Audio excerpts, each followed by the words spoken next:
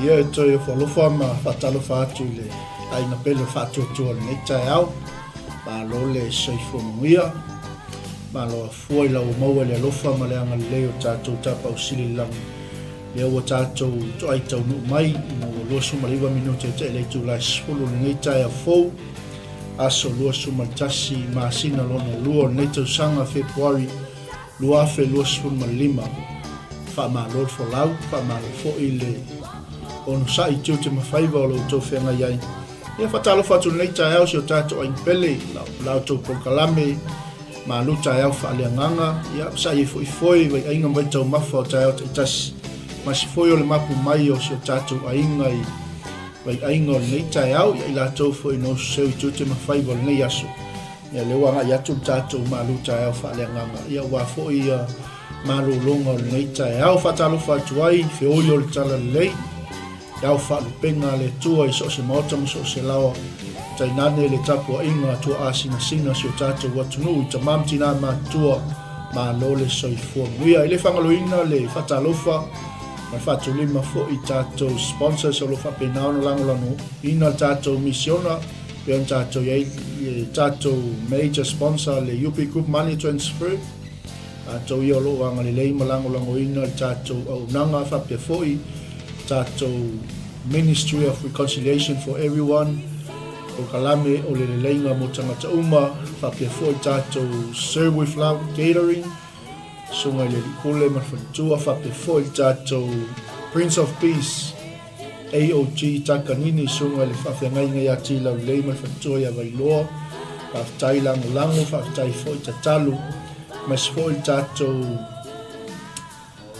Suburb Kitchen sunga te mai tai awa o ia Tala Maria ma le au nanga tātou Suburb Kitchen ia le tua whaftai lango whaftai le alufa i le tua mlons ngalu e le o ia tai mātou se manuia a o le tua nei Taeao whatalofa atua i tātou ai ngai lungo penga te whailangi e o na mafuta mai ai le sunga whawhengai ngai a moele oi to le fua whaftai tele mafuta mai nei Taeao whamnue fo le tua i whengai ai mga luenga o nei aso Atalofa atua i a Sieni Road ma lole soifua muia Atalofa atu nei Taeao fou pine ula fui maono ma lole soifua muia whamanuia le tua nei Taeao Atalofa atua i le uso au aunga sunga whai a onga ia ulale na futo ulale ma le tātou au nanga le soa tau mo ke riso mai le lau mua i Wellingtone Alofa te le atu ia o le uso ma whatua ia sunema whatalofa atu i nei Taeao le tō whine pele i le li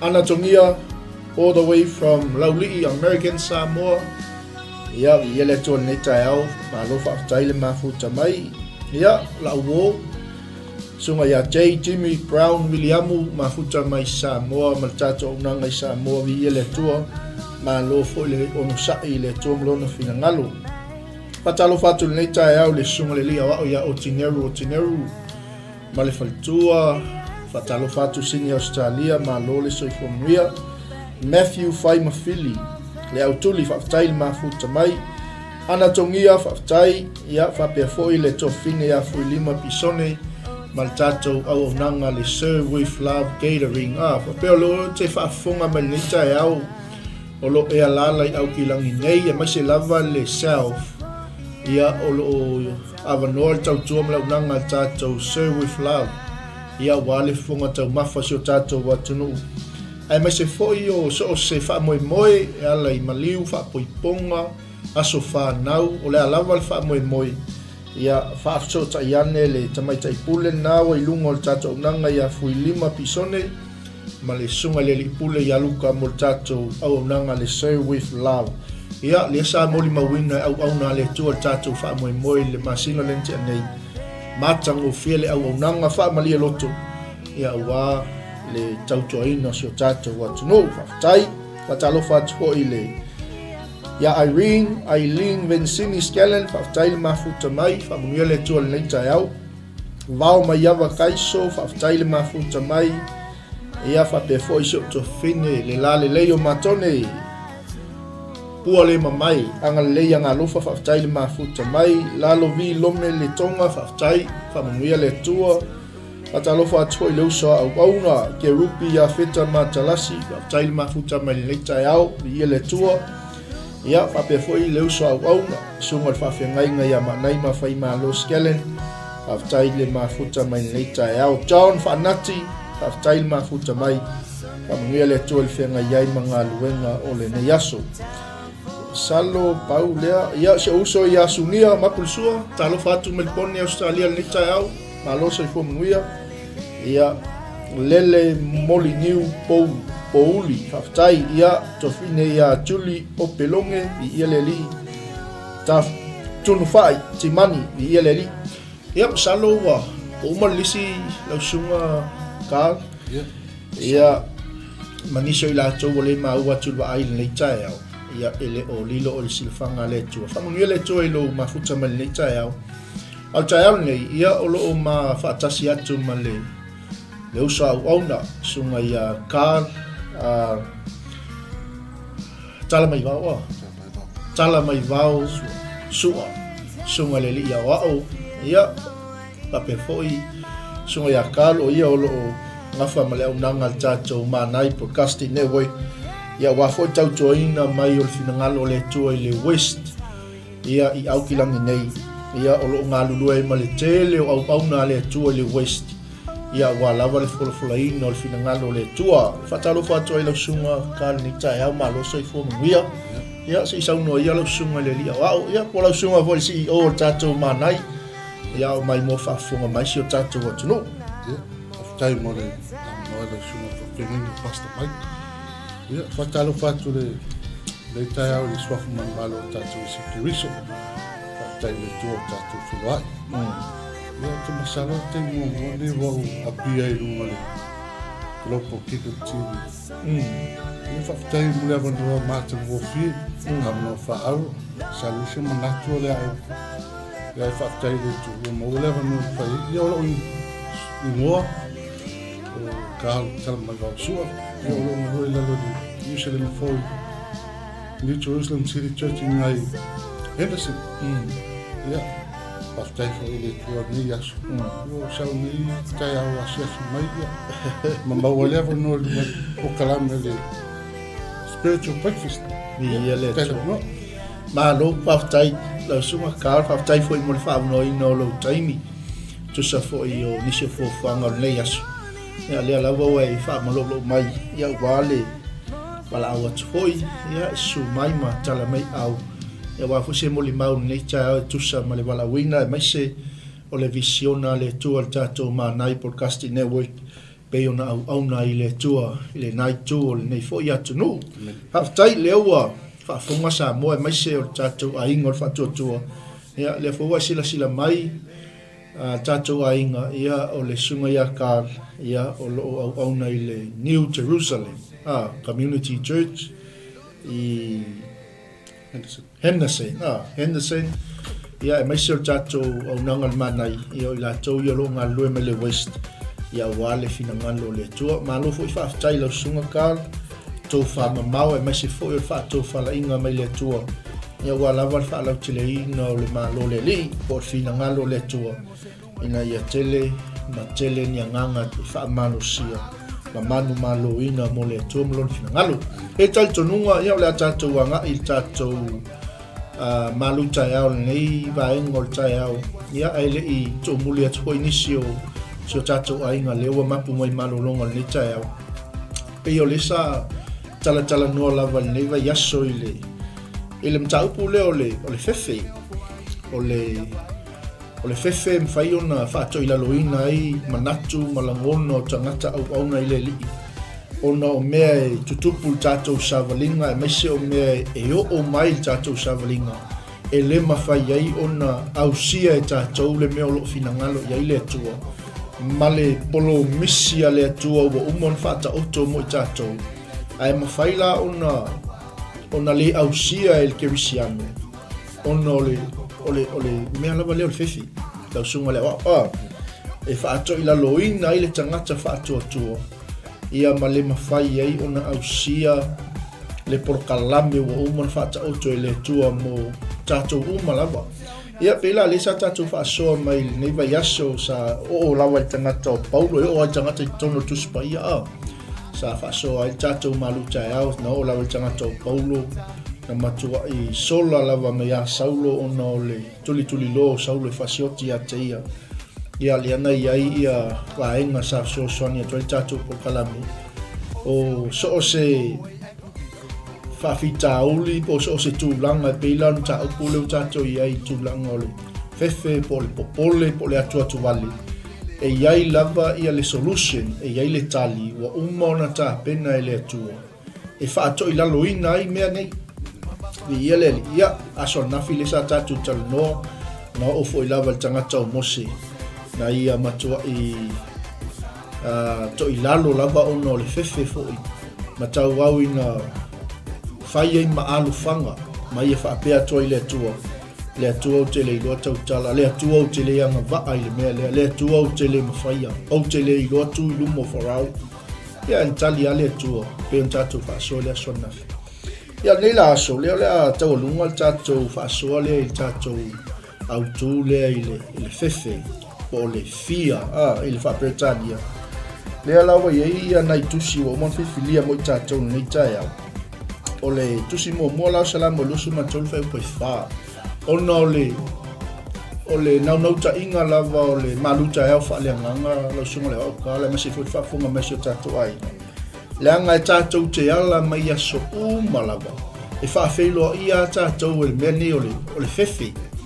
E iai ale mea e sau le le langona e o mai a te oe ma le ausia I o se por kalame o umon whaataatia mo oe ma lo ainga po lau whanau. Nei la Taeao, o le salamona e lusu matulu whai upo e wha. Lea na tali ato I tā vita I le atua. Whapea e ui lava ina usa vali le vanu o le ato le oti. O te le fefe lava I se mea leanga. A wā oe tate whaatasi mau. O laula au ma louto o to'o. E wha mawhana ina ia.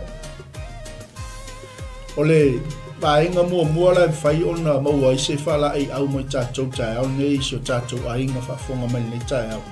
Ai le tu nātu ko 11 noa sunga ia ka le tata noa tātou tāu. E le mana o mia ona tātou to I lalo le mea leo le fefe. Leanga leo wa tali tā vita le Taeao nei o le atua na tea. O le atua na te whaamawhana ia te ia. O le atua na te au maia le mauti noa ma le whaamawhananga ia te ia.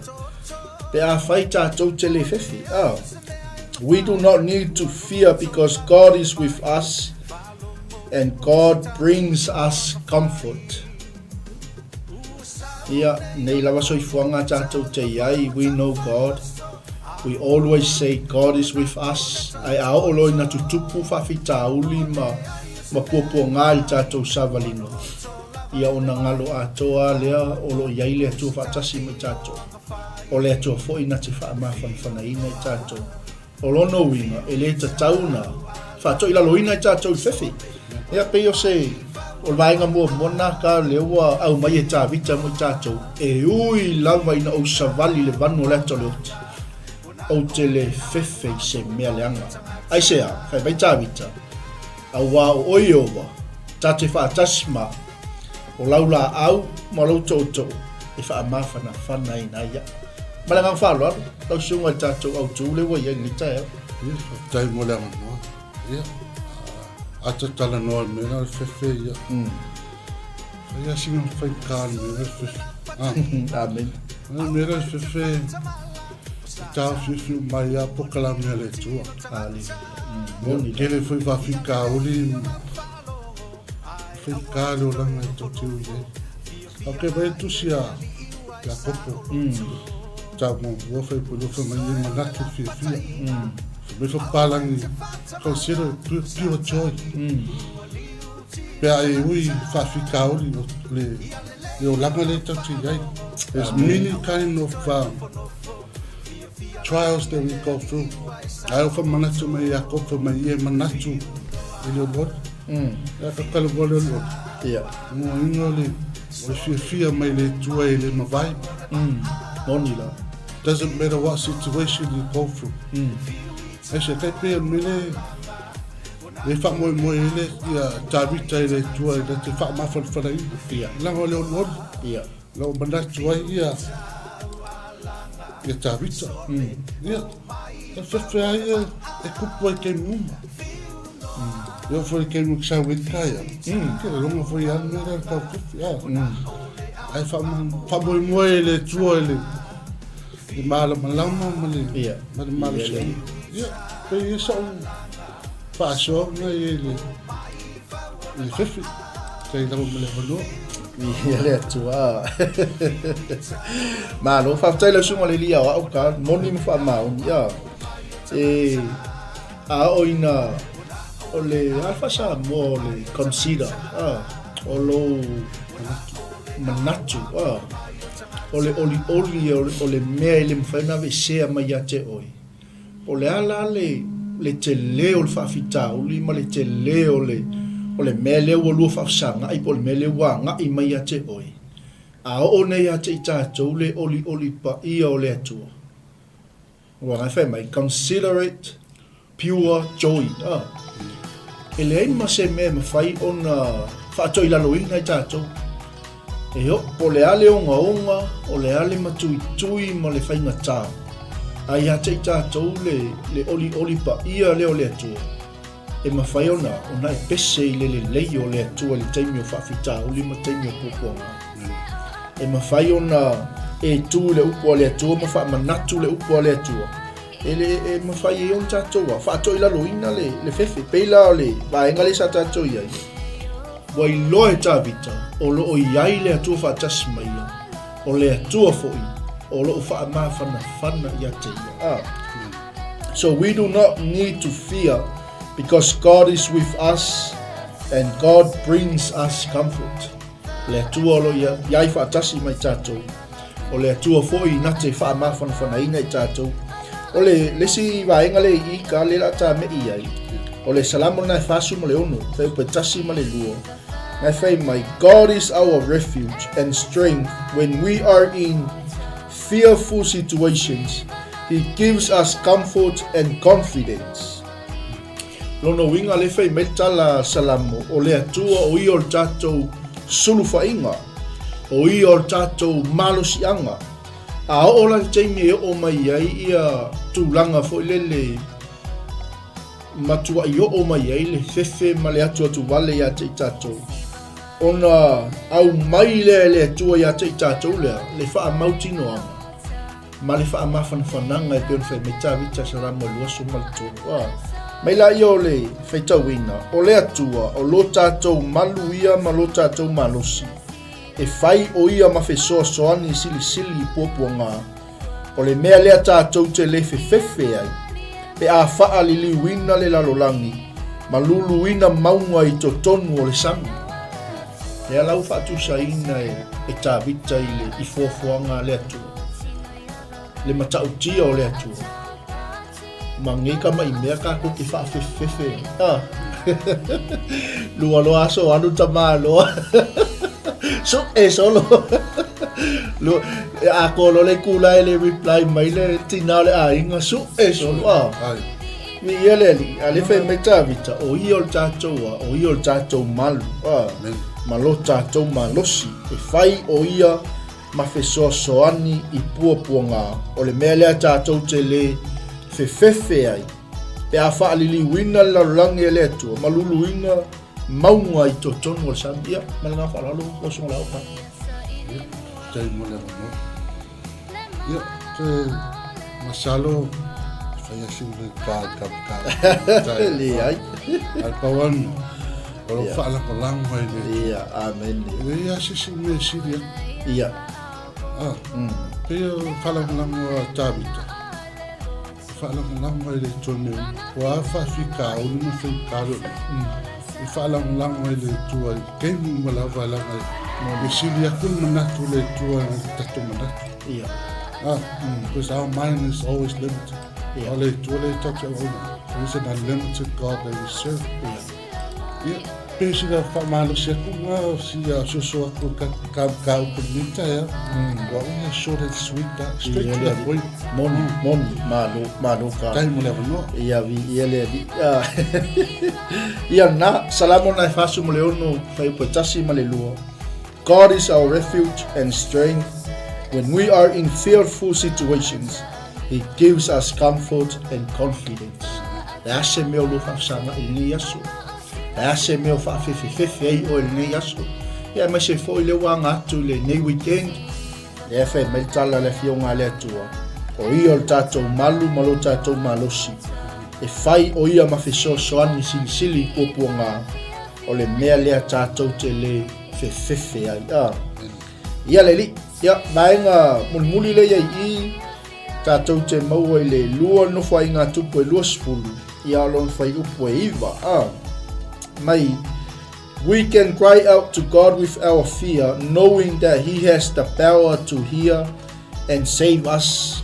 Mai leo le fionga le tua. I le lua no fai ngā tupu fai upu e lua spulu. Alon fai upu e iwa. Se mana ia fai tau le Me leo fai upo iwa, a fai e o mai mea leanga ia te I tātou. O le pelu, po o le sala, po o le whaamai, po o le ongi.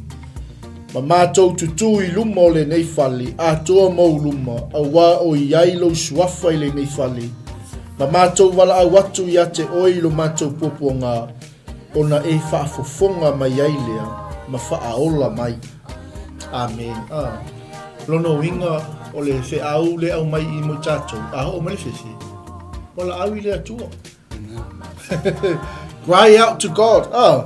We can cry out to God with our fear, knowing that He has the power to hear and to save us.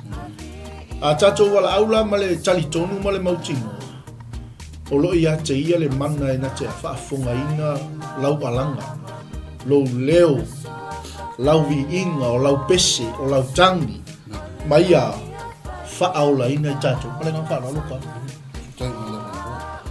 ia ke loe tā ua ia nere ta talo prioritize ta talo langa o ala whawhika o leo langa e ngai talo e le tu moni ia whai te mino ia yopo I whawhika o leo langa ia e le whai ngō fi ia ai o le sota inga le a yopo mo le tua ia pili whapea mwhai ia ta ngā sa I le a yopo le tua te me whawhika o lima me sa ia I poponga a le mga ia tusi le tawhaitau a mei e a tō maulunga a wā o lo swafa I le nei whale ma mātou wala au atu ia tu e lo mātou poponga ona e whaafonga mai e le ma whaola mai e siri a kula tātou whaamoe moe le tu ia o ala wa whawhika o kana ngoa I le tua ma tu I le tua ia ia pera ni whaasoa na ni Taeao whaadon lava Amen. O le lafua ia I le atua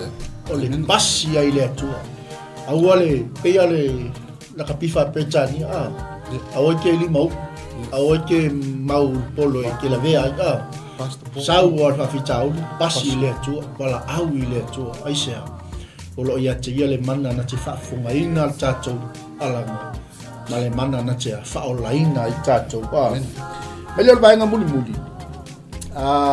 mo moko nito sulima tolu la na I whai upu ia le fia whaitau ina a se me le vaenga muli lea all death will come to an end someday the victory over it is in Jesus Christ so we don't need to have fear vi ia le tua mai lan fai upu e lua suma le ono le tusina mo mogo nito suma lima o le toi fili e fa umatia o le oti lea kasi la lea fia mu me la kasi le ia e ola le sikirisia no e fefe le oti Lango winga le saung sa lai ka o tu sia no e fefe ia Praise the Lord. I man tuba ole mele tau ngama ko I look forward ia ile au pa ia mala fa tu ole aso I sau ile e angilu e matu tanga sau le angilu le tu e vatu le ana au na no winga awoni tatou fefe le oti kasi ale fili le fa umtia o le oti le ai o le oti fa alua le ai le ke me fa umtia le tia polo mai le fa po lima suma lima nga lima spulu mal fitu le oti o fea o yailo manu malo le oti o fea o yailo tui o le tui o le oti o le anga sala lea o le malosi fo o le anga sala o le tula fono lea ai whaftai le tua o le na te fua ina mai le manu malo ya te i tātou e ala mai lo tātou wa lii o Yesu Keriso o le tui la le o le oti o le anga sala ai fai mai o le malosi fo o le anga sala o le tula fono lea tātou te le oto e au ngā tula fono lau le tātou te iai ala nga le ua wa ufi mea umai le alufa tu no le tu le o tātou wa ma wai le ava noa fai mai la ia ai whaaftai le tua o le na te fua ina mai le manu mā loia te i tātou e ala mai lo tātou wa lii o Yesu Keriso e ala le si mea tātou te pole le ua umana tu umtamanga i le tua o le toe filia le whaumatia o le oti e leo tala noa la ia te i tātou au leo tala noa i le ia sa tani mana au a tātou whaaftai o ia tātou te maua i le manu malo ma tātou maua i le ola e whaavau ona o Yesu Keriso e ia le li the victory over it is in Jesus so we don't need to have fear aua tātou te toi popole o mon fo ina mai le manu malo ia te i tātou koe pau ale o le fili le whaumtia o le malanga whaaloalo ka tai mo le no ta wo te le ta pu ta no mai ke lo to te lo tātou ka tusian ko anga lotu no ia fa pe ai ka o lo ki pe o o fifi ai sustanga te tusian wa mam lama le ya Yesu ka wanga le fifi e se ala ngale la fa fi lo ai mo lo tu amen o ia le ka ko fa mo o le ola fa va fa ila we mo tu no le alu le fa va o la la me la e fifi amen se va nga we so se fa ila e fifi me la ta wa ila tu mai lunga ma lo ku no i do ta tu fa ta la lang e fai kau la lanka ta toang ta wa ta to ta ta kiusian amen ya fai o ta ta kiusian bali o te feferot ai sia langa lo fa tal mi ta tu lang e pe le fa so atu na ne ta ya fa tal mo ni aba no ma lo fa tai la sunga kalvi ya le tu fa tai fo i fa no ina lo taimi o no misi fo i fo fuanga le mal fiel nei yaso mo le atu le nga fa tai tele tu sai fo i ma por kalame ma fo fuanga nei yaso tato ainga i le tu o tato maru ta fa le nga na mo tato ya mana ya tele le beleng fa i o sa no ngal sunga le i o ya ka ya langa ma fe feliz na mo vinga i me le faleton e ri do lista ngata ia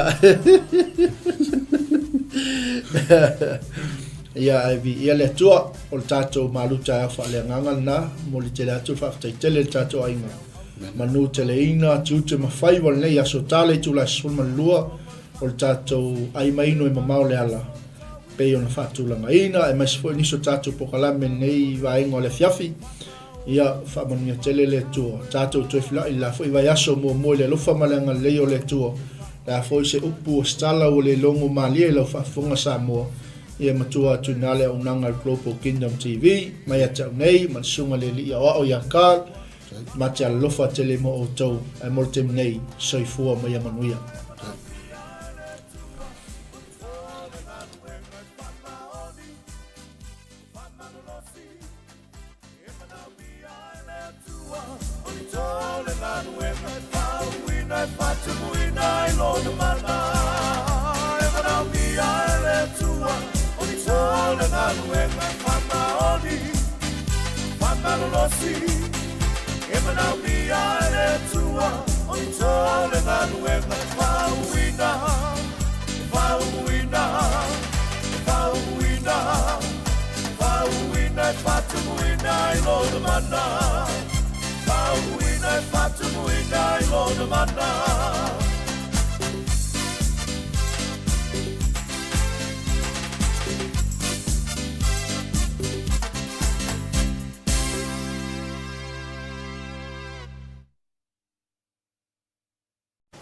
Hey sis, where are you going? Oh, I'm just heading out to find a place to send money to my uncle in Samoa. Oh, why waste time and petrol? You can use UP Group Money. You can send money to Samoa and it's really fast. Really? Yeah. Can I sign up online? Yeah, it's really simple. Sweet, I'll do it now. Okay, bye. Bye. Sending money to your loved ones in Samoa has never been easier with UP Group Money Transfer. Our service allows you to transfer money quickly and securely from the comfort of your home or anywhere in New Zealand. Your family and friends can conveniently pick up the money from over 40 villages across the Polu and Taeao. No matter where they are, we've got you covered. Our user-friendly online platform makes sending money a breeze. Just visit www.upgroupmoney.com. Sign up and start sending money in minutes. We're here to help. If you have any questions or need assistance with signing up or sending money, please don't hesitate to contact our friendly support team at 09558 2896 or 0800 877 328, or visit us in the office at 6/22 Station Road, Otahuhu, Auckland 1062. Experience the ease and reliability of UP Group Money Transfer today. Your family and friends in Samoa are just a few clicks away from receiving your support. Visit www.upgroupmoney.com now to get started. Hey, is it true that your company can help us save money for our trip to Samoa? Yes, that's right. With UP Group Money's partnership with Vodafone Samoa 𝚘𝚘𝚢𝚘, you can save money while you're still in New Zealand. You'll need to register with UP Group Money to receive a Vodafone SIM. Once you have your Vodafone Samoa SIM, you can start sending money to yourself through your UP Group Money account to your 𝚘𝚘𝚢𝚘 account. You can only withdraw your savings when you're in Samoa. Oh, that sounds great and straightforward. Can I do my registration online? Yes, you can register for UP Group Money online. However, if you need assistance, you can come into our office and we'll help you out. For 𝚘𝚘𝚢𝚘, you'll need to visit our office to register and collect your Vodafone Samoa SIM. UP Group Money, in partnership with Vodafone Samoa 𝚘𝚘𝚢𝚘, offers you a unique way to save for your trip to Samoa while you're still in New Zealand. Here's how it works. First, register with UP Group Money. You can do this online or visit our office for assistance. Second, receive your Vodafone Samoa SIM. To complete your 𝚘𝚘𝚢𝚘 registration, you'll need to visit our office. And lastly, start saving.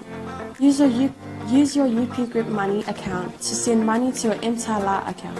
The best part, you can only withdraw your savings once you're in Samoa, ensuring you have funds ready for your trip. Wow, that sounds really convenient. I can't wait to start saving. Exactly. So why wait? Visit our website to register with UP Group Money today, or stop by our office for any assistance. Make your trip to Samoa even more enjoyable with our hassle-free savings plan.